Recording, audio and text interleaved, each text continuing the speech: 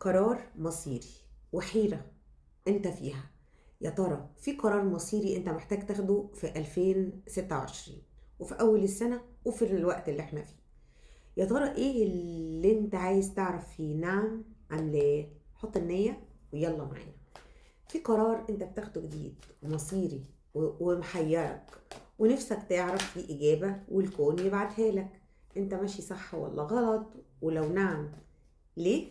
وايه اللي هيحصل؟ ولو لا ايه اللي هيحصل؟ يلا نشوف. اولا هناخد، هل القرار ده القراءة دي للأبراج المائية. القراءة دي للأبراج المائية: حوت، سرطان، عقرب. حوت، سرطان، عقرب معانا. حوت، سرطان، عقرب معانا في القراءة دي. خلينا نشوف الأول، القرار اللي بتاخده مناسب ليك ولا أصلا مش مناسب؟ ممكن يكون أصلا مش مناسب. يا ترى القرار ده مناسب اصلا ليك يا برج حوت، سرطان، عقرب معانا؟ حط النية. بسم الله. او يا ترى القرار مناسب؟ القرار مناسب بس انت مش قادر تاخده. القرار ده قرار داخلي بتغيير خطير، باحترافية. عندك احترافية رهيبة. يعني ايه؟ يعني بقيت تعرف تعمل حاجات كتير، اتعلمت حاجات كتير وعندك مهارات كتير، بس انت مش قادر ان انت تنفذ حاجة. ضايع. حاسس بالقدرة وحاسس ان عندك حاجات كتير تقدر تقدمها، لكن مش عارف تبتدي منين، متلخبط وضايع. يعني القرار مناسب، ايوه مناسب، واللي بتفكر فيه كويس ومناسب جدا ليك وعندك القدرة انك تنفذه. طيب خلينا نقول، لو قلنا نعم في هذا القرار اللي ممكن يحصل، ولو قلنا لا اللي ممكن يحصل. خلينا نقول لو قلت نعم يا سرطان يا حوت يا عقرب، لو قلت نعم ايه اللي هيحصل؟ مم. ايه اللي ممكن يحصل لو قلت نعم في الفترة دي؟ طيب ايه اللي ممكن يحصل لو قلت نعم؟ اوكي، بشوفك التردد هو مشكلتك. مشكلتك انك متردد جدا جدا جدا. حوت، سرطان، عقرب، متردد. يعني وكمان عندك نواقض مش قابلها، يعني قابل بشق واحد، عايز تعمل الصح من وجهة نظرك ومش قابل اي اخطاء من الاخرين، ودي مشكلة كبيرة. طيب ايه تاني؟ خلينا نوضح اكتر. القرارات كلها، القرار ده متاح ليك، متاح ليك. انا بشوف ان القرار ده في علاقة يا جماعة، يعني في للبعض منكم علاقة والبعض منكم جانب مادي ومالي. طيب القرار ده لو قلت عليه نعم ايه اللي هيحصل؟ ايه اللي هيحصل؟ في نجاح ليك مع نفسك، وفي نجاح مع لو هو حاجة مادية يعني مالية. هت بصوا من الآخر القرار ده مناسب جدا. لو قلت فيه نعم وقدرت تنفذه مناسب جدا. طيب ايه اللي هيحصل؟ انطلاق. اللي هيحصل اموال، ورضا عن نفسك ورضا عن حياتك، وحياتك بتتغير. ايه تاني اللي هيحصل؟ يحصل انك راضي عن نفسك، وكمان ممكن يكون اتصال بشريك، جواز. بتحب نفسك، بتحب ذاتك، بتحب شريكك، بترجع لتوأم روحك، بترجع لحياتك، بترجع لحبيبك. انا بشوف ان القرار اللي انت عايز تقول عليه نعم وهو مناسب ليك، بس ايه المشكلة؟ ان حالك انت اللي مقلوب. يعني لو ظبطت حالك القرار ده هيبقى ليك 100%.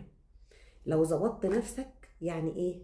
بعدت عن التردد وعن مخاوفك وتخليت عنها، القرار ده مناسب ليك 100%. وممكن كمان يكون سبب انه يوصلك لقلب حبيبك تاني ويرجعك لحبيبك تاني، او يزود حبك تاني، ونصرة مالية، وكمان ازدهار، وكمان سيطرة على الأمور، بس في حالة إنك تقول نعم وإنت واثق في نفسك. طيب من غير مخاوف. طيب لو قلت لأ، إيه اللي ممكن يحصل؟ يا ترى إيه اللي ممكن يحصل لو قلت لأ على أفكارك واختياراتك المصيرية اللي أنت عمال تكلم نفسك فيها ونفسك تحققها. لو قلت لأ، ايه اللي هيحصل؟ يا ترى ايه اللي هيحصل؟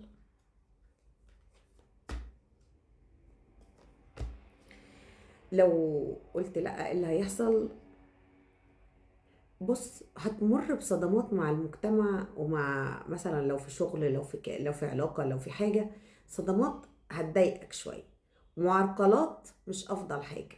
هتبقى في فترة كريتيكال، فترة صعبة، فترة مشكلة، يعني هتمر بمشاكل إلى حد ما بتخص حاجات جواك، وثقتك بنفسك مش هتكون أفضل حاجة، ومش هتكون راضي عن نفسك قوي. طيب هتكون في العادي خالص، لو قلت لا هتكون شخص عادي خالص، عايش عادي زي ما الناس عايشة، مفيش جديد. طيب ايه تاني بتحقق؟ بت بت بتنتظر الامور، بدل ما تجيلك في افضل حال هتجيلك بس عادية خالص، مفيهاش جديد، مفيهاش جديد. طيب ايه تاني؟ هتحس باعتدال في الحياة، وممكن تتطور شوية برضو، مش هو لا معناها ان الحياة هتكون اوحش حاجة، لا، بس في العادي، في الطبيعي، في النورمال. طيب ايه تاني؟ بتكون في مرحلة آه آه عادية، متطور، بس التطور العادي اللي خيالك يتخيله. لكن لو قلت نعم، التطور هيكون غير متضاعف. طيب دي كانت رسالة حبيت أوصلها، وحبيت نحط أهدافنا ونشوف إيه اللي ممكن نحطه النية، وإن شاء الله النوايا توصل لكم مظبوطة بإذن الله، والإجابات توصل لكم مظبوطة بإذن الله. الموضوع كله إن أنت ما تخافش وتجرأ وخوض أي حاجة. السنة دي رقمها 1 الطاقي، وكمان الشهر ده رقم 1، معناه انك طاقة البدايات، طاقة القادة، طاقة العروض القوية، وتفعيل الطاقة العالي. يعني لو ابتدينا أي بداية ونسينا المخاوف، ونسينا كل ما هو قديم، وأي حاجة كانت قديمة فعلا تخلينا عنها، هنبتدي بداية حلوة جدا. واي زرعه هتزرعها او بذره هتحطها في علاقه او مشروع او سفر او اي شيء تتخيله، هتكون مضاعفه اضعاف اضعاف. وشكرا ليك، وانتظروني بقى في الابراج التانية الناريه، ونشوف ايه اخبارهم في قراراتهم المصيريه.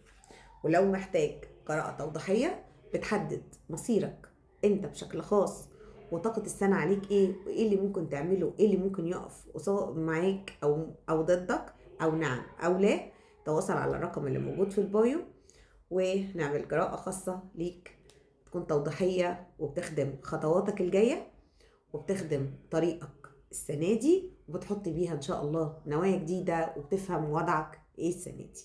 شكرا ليك، وسلام.